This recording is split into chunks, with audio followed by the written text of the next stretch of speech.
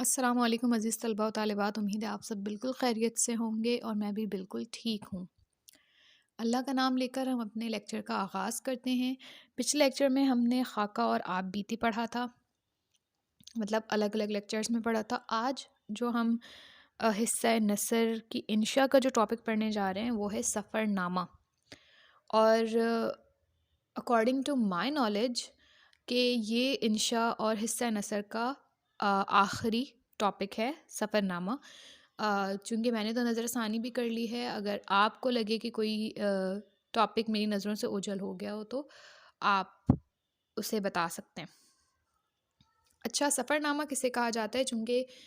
نام سے ہی کچھ باتیں سمجھ آ جاتی ہیں۔ اچھا، ڈیفینیشن لکھی ہوئی ہے،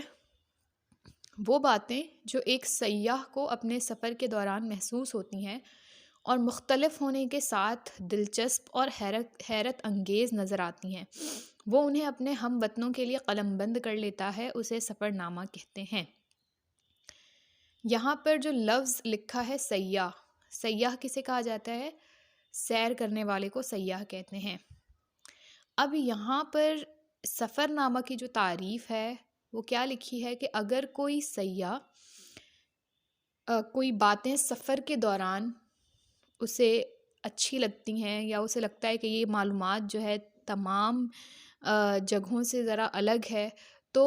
وہ اسے نوٹ کرتا ہے کہ اچھا اس جگہ کی یہ خاصیت ہے، اور وہ بات اور وہ نالج، وہ معلومات اس جگہ کی جس جگہ کا وہ سفر کرنے گیا ہے وہ دلچسپ بھی ہے اور دوسری جگہوں سے مختلف بھی ہے اور بہت حیرت انگیز بھی ہے، تو وہ پھر اپنے لوگوں کے لیے، اپنے ملک کے رہنے والوں کے لیے